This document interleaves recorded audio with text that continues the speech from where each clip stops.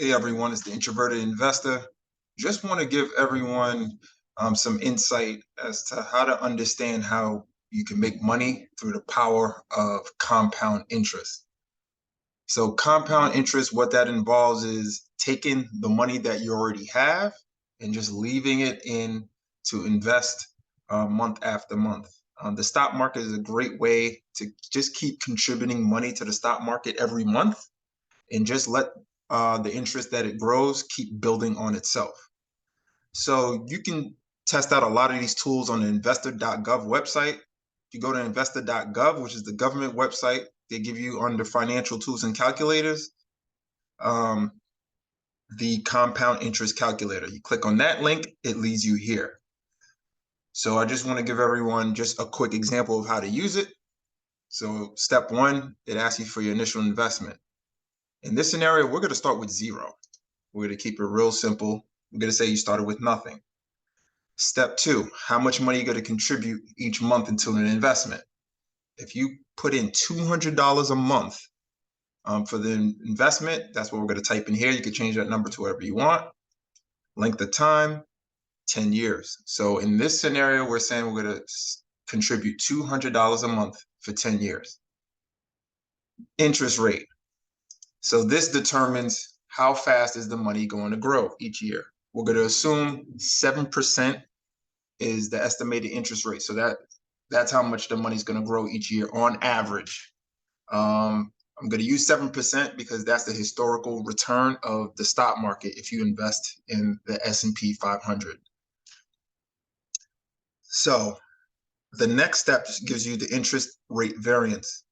I put in a variance range of 2%, which means if you assume it's going to grow at 7% a year, maybe some years it goes down by 2%, so grow at 5%.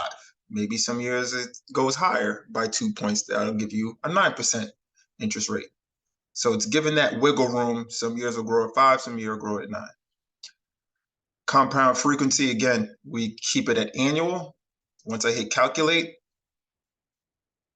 it's saying in 10 years, you'll have $33,000, which is not bad at all. So in this example, it's showing you, if you look at this bar chart, it's showing you how much money you're going to have each year. So at year 0, you started with nothing. After the first year, you have $2,400 because that's what you put in. Then year 2, it's saying in year 2, you're supposed to have roughly $4,968 if it grows at 7%. If it grows at 5, you have a little less at $4,920. If it grows at 9%, it will be $5,000. Year 3, you'll have around $7,700. Year 4, $10,000, and so on and so forth. So you can see the power of compound interest. So you could see in year 10, it's saying if it grows at 7%, you have $33,000. Not bad. If it grows to 9%, you'll have $36,000. So obviously, the greater return you have on your money, the more money you're going to have.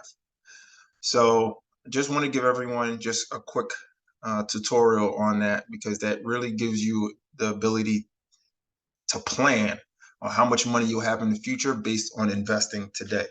And that's why it's important to start investing as early as possible.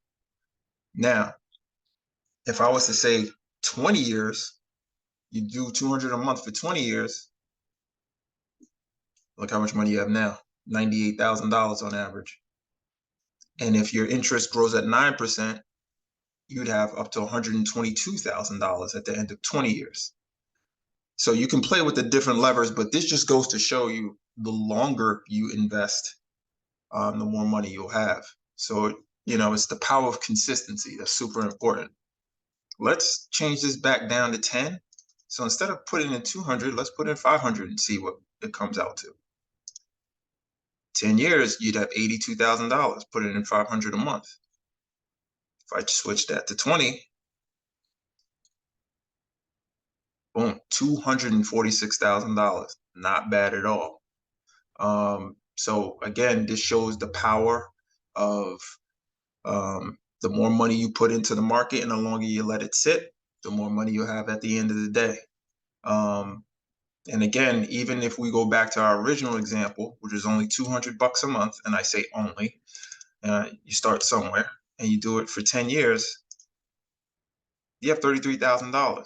Maybe at the end of those 10 years, let's say you started at 18 and you put money away, for 10 years, you have 33,000. Maybe that becomes a down payment on a house or an investment property. And then you take that money and buy an investment property, and then you're making money off the investment property.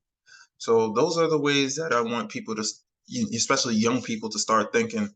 That way we can make wealth faster.